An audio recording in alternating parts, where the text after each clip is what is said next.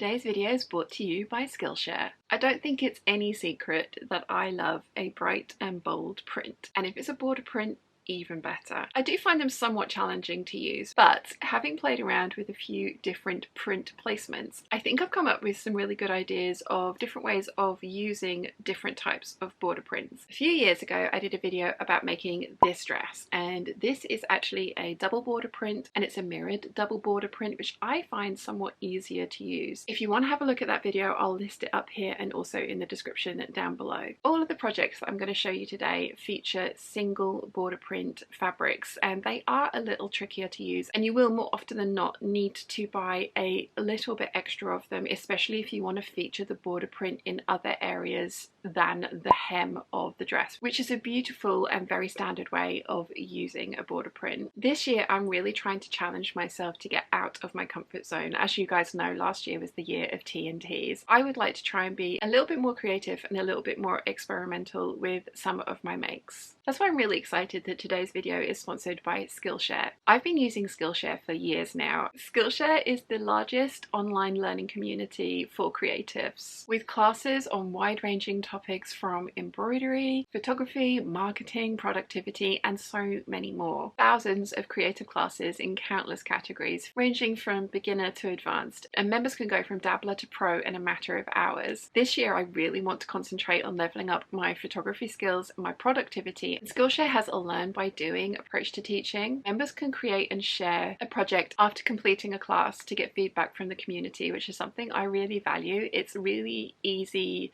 to concentrate on all the things that you've done badly in a project, especially when you're starting out as a complete beginner. But having that community aspect where people can give you feedback on the projects that you've completed and pointers for how you can improve next time, and different classes that are available in the community, is amazing to me. And I love that the classes are on demand and stackable, so you can learn at your own pace. And if you're anything like me, sit of an evening and binge watch a class that you're interested in preparation for the next day, where hopefully you can implement all of the things that you've learned. As I mentioned, I'm trying to upgrade my photography skills in video production. Hopefully you guys have been seeing an upgrade in the quality of the videos that have been going out recently. I've taken a few classes and there were some simple tweaks and tips and tricks to my camera settings and editing software that I think have really increased the quality of the videos I've been putting out. As I say, photography next. The first 500 people to use my link in the description will receive a 1-month free trial of Skillshare. Get started today. So whilst the print placements are definitely outside of my usual comfort zone of just put it around the bottom of a hem of a skirt and call it good, the dresses that I'm going to be showing you today are all T&Ts. And T&Ts can be a really good way of feeling confident about experimenting with super precious to you fabrics like the one that I'm currently wearing.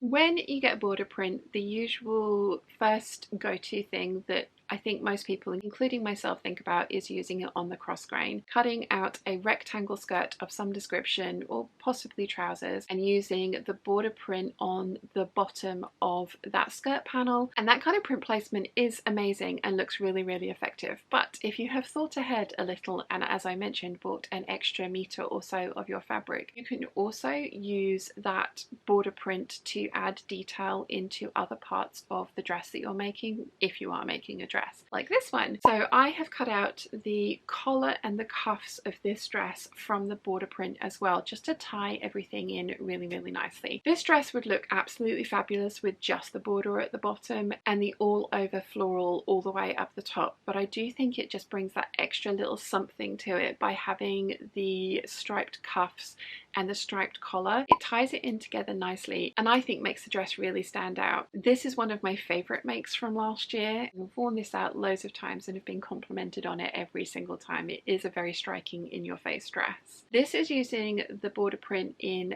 the kind of, like I say, standard usual method of cutting everything on the cross grain, which as you can see works really, really well. But I was lucky enough to get 2 lengths of this fabric, and this is actually the second thing that I created. The first time round I decided to use the border print on the straight of grain, which is slightly unusual. I created this 2-piece. It's the Hunter Tank by Jennifer Lauren Patterns and also this pair of wrap trousers, which I absolutely love and have made a couple of times in plain fabrics. When I saw this stripe I thought that it could be really interesting to use it on what is essentially the back panels of the trousers. You basically put on the front panels and tie them at the back, then you tie up the back panels which get tied around to the front. I love how the stripe on this print kind of like curves in at the top towards the waist. I think it looks really interesting. I promise I've cut everything on grain. It's just the way that the ties cinch everything in, and there are also darts at the top of these panels to make it fit over the hips at the sides. It's a really clever pattern and I think really effective. I only had 3 meters of this print for this trouser top combo, which meant that I didn't have any of the border print left to put into the top, but I actually think that's worked out quite well, and I really love it with this green shrug on top because I think it ties the whole look together and also keeps me warm because we all know that I am a total lizard. I thought it was going to be interesting for you guys to see this one print used in 2 very, very different ways. I think one of the reasons that this particular method works as well is because it is a stripe with florals going in and out of the stripe, so it's not completely perfect. The florals do break the stripe up, but it's not an obviously directional border print, so I think that is something you definitely need to take into account when you're looking at using your border print on straight of grain. Is your print an obvious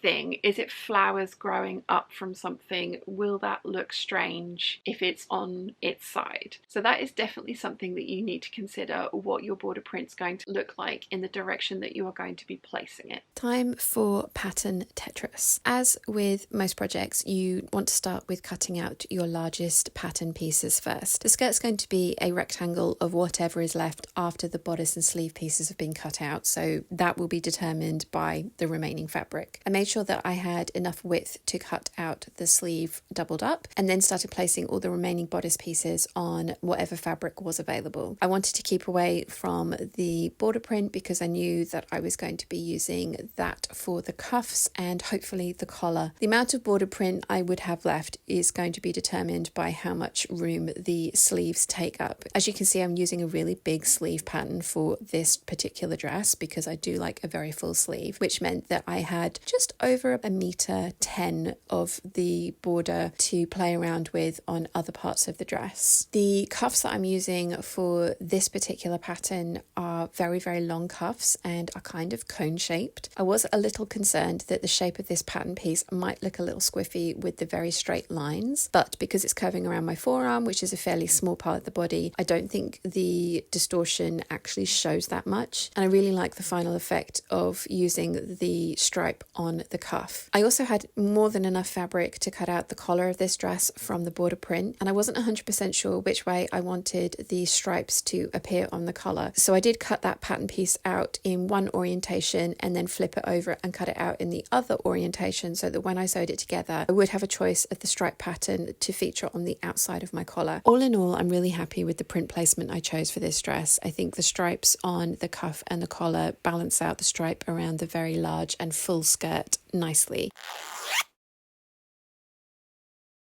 So this next dress that I have to show you is the by hand London Anna bodice with basically just a rectangle of fabric pleated and gathered down to form a skirt. I only had 1.8 meters of this fabric, so it wasn't going to be anything that I could get a super full dress out of, which is my usual preference. So I felt very comfortable about experimenting with this print. I think this one works because it is a very solid border with a regular print that's coming out of it that's not an obvious thing. For example, flowers. Again.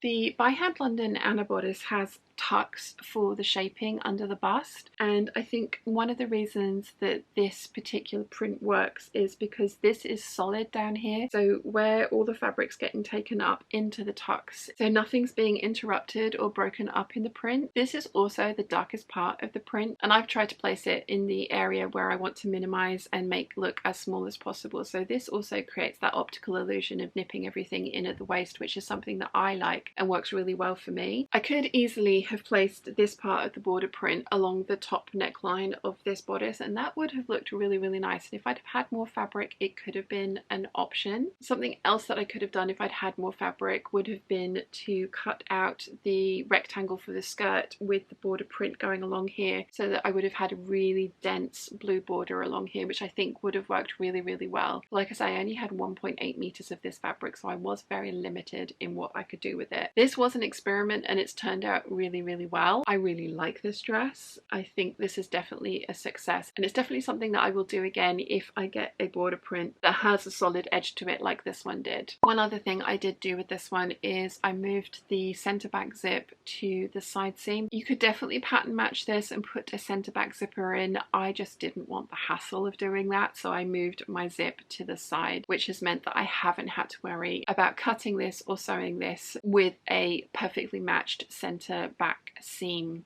or zipper. I absolutely hate side zips, but if you are very limited on fabric, that is definitely something that you want to consider, because pattern matching does use up excess fabric, because you obviously have to stagger out the pieces that you cut out so you can properly pattern match the motifs. So yeah, side zipper, even though I absolutely hate them, it's definitely saved me a lot of headaches when I was putting this bodice together. Once I decided that I was using the By Hand London Anna bodice, I cut the lining out of a cotton lawn fabric, which as you can see here is fairly see-through. And then I marked the center line of the bodice so that when I came to pin it to my printed fabric, I could make sure that the very obvious in-your-face print was completely centered and completely on grain. If this had been even a little bit squiffy one way or the other, it would have really showed. I got the waistline of my bodice piece as close to the edge of the border print as I possibly could and cut it out. As you saw, I also eliminated the center back seam, because whilst technically I did have enough fabric to properly pattern match and sew a center back zip, it really would have not been a lot of fun and probably would have taken me more than one go to get the zip in perfectly. So I cut my bodice back out on the fold, and I did the same thing. I cut it out of my lining fabric. I made a mark along the center point of the bodice back, and I centered that over the same motif that I had chosen for the bodice front. I think this dress is really effective. I do think it would have been interesting to play around with some more border print placements if I had had more of this fabric, but 1.8 meters has made a lovely dress, and I'm really pleased with how this has turned out, and I will definitely be using this print placement in the future.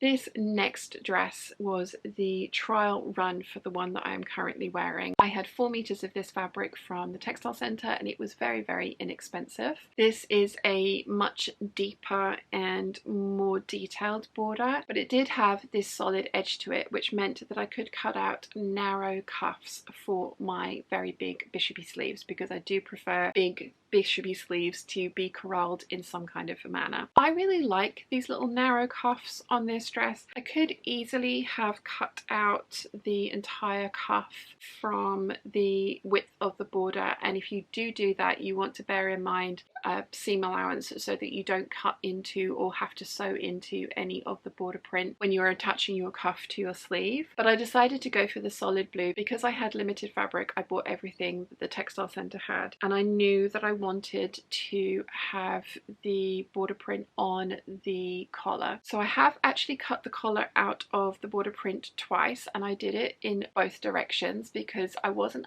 100% sure. As I say, this dress was an experiment for this one. I wasn't 100% sure which way around I wanted the border on the collar. I found that having the solid part of the border on the outside of the collar, or the outer edge of the collar where the collar comes to a point, is much prettier than having it the other way around. But I wanted to check, so I cut the collar pieces out of the border print in both directions so that I had the option of either this way round or this way round. But I think having the solid edge of the border print on the outside is much more impactful, so that was something that I decided to implement with this collar. Obviously I was happy with how this one turned out, because I then went on to cut this dress out and make this dress up, and as I say, it's one of my favourites that I made last year. So really pleased with the experimentation that was this one and the final form, which is this one. The same rules apply. You want to work with your largest pattern piece first. Again, for me and this dress, it was the sleeve. This is the original sleeve that comes with the 7974, and it's not as wide as the previous sleeve pattern that you saw me using. This meant that I wasn't taking up quite as much of the border print as I did last time. I did have some fabric left over from my previous dress, and thankfully the dark blue is exactly the same blue as this print, even though the actual overall print is very different. I bought them thinking that they were the same and just with different borders.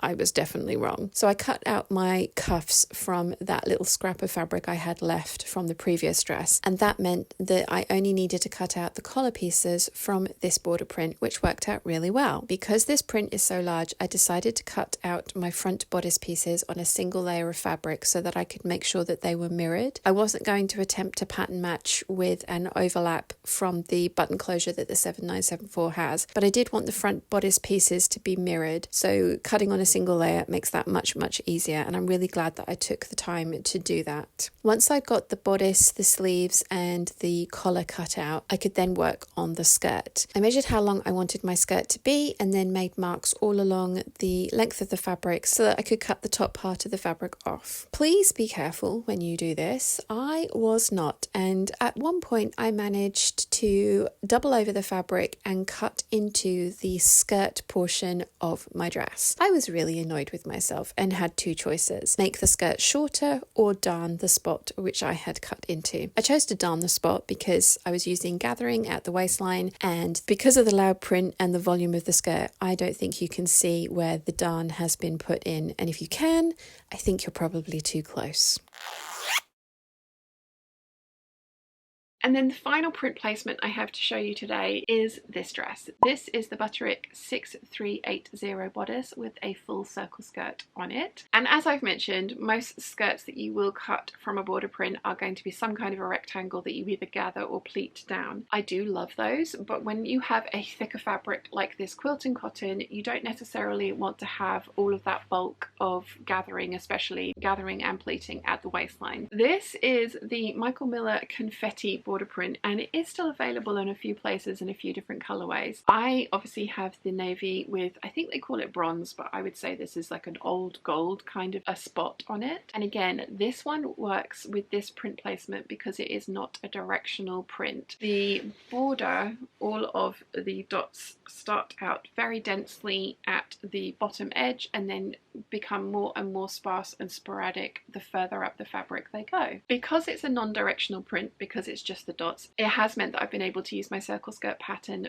for this dress, and I love the results. There was a little bit of thought that needed to go into cutting this skirt out, and I did still have to cut it on the cross grain, but that worked in my favour because my very full and fairly lengthy circle skirts don't usually fit on quilting cotton when it is folded selvage to selvage. So actually folding the quilting cotton the way that I did has meant that I didn't have to piece this circle skirt so it would fit on the width of the fabric that I had. It also has given this really interesting effect on the skirt that I absolutely love. So once I'd got the skirt portions cut out, I could then move on to cutting out the bodice part of the dress. And I knew that I wanted to have the densely, heavily concentrated gold at the waistline of the dress and have it go upwards as well as downwards so it would mirror the skirt. I think this has worked out really, really well. And it's all about pattern placement on your prints. You want to think about where the pattern pieces are going to be sewn together. So obviously I had this at the very edge of the border print, and then the next pieces up I had moved up accordingly so that the seam allowances had the same kind of density of the border print where they would be sewn together. I also decided for this one that I wanted to make a feature out of the little tie backs that get sewn to this dress to give the neckline the shape that it has. If I had wanted these to blend into the background, I could have cut them out of the top part of the fabric like this, and they would have very much blended into the background. But I really wanted to make these stand out, and I think it's worked out really well. It balances out the midriff and the skirt portion in my opinion, and really does make a feature of these little tie backs that do make the neckline of the dress. Again, we are starting with our largest pattern piece that we have to cut out, and in this instance it's the skirt panels. First up, I'm cutting out the skirt front, and I have the side seam running along the border print edge. Again, the biggest reason that makes this print placement work is because it's a non-directional, non-thing border print. I have tried this in the past with a floral border print, and whilst I think the skirt came out very prettily, it's not one that has survived in my wardrobe. This pattern placement does give you a large piece of fabric left over at the top, and I decided to fully line the bodice of this dress with the same fabric. So I'm using up the excess pieces of fabric that are left over from cutting out the giant circle skirt panels for the lining. Once the skirt front had been cut out, I could then rearrange the fabric to cut out out the skirt back pieces. This particular dress has a centre back zip. You could do the same thing that I did with the Anna dress and move the centre back zip to a side zip. It would work with this dress and this skirt placement, but this one is definitely not one that has to be pattern matched. And as you know, I'm not a fan of side zips, so I decided to keep the centre back zip in place. With the skirt front and back cut out, and with as much of the lining cut out of the excess pieces of fabric left over from those pattern pieces, I then took my remaining fabric and folded it in half on the cross grain. Once I worked out how much I had left, I could play around with the placement of my midriff and bodice pieces to hopefully get the best overall effect for the bodice of the dress. I wanted to make sure that the dense gold dots were featured on the midriff, but I did move the midriff pieces up by about an inch from the very densest part of that print because I knew that the centre front of the circle skirt wasn't going to be quite as dense because obviously I'd had to cut out a semicircle so that my waist would fit in. Once I was happy with the placement of my midriff pieces, that then dictated where the bodice pieces were going to go. As I mentioned, I wanted to make sure that the gold dots had the same kind of density in the same kind of area so that when they were sewn together and the seam allowances were taken out, it looked cohesive. I also had enough fabric left over to cut out the two scrunchies. I love how this dress has turned out. I think it's absolutely beautiful and I can't wait to wear it out.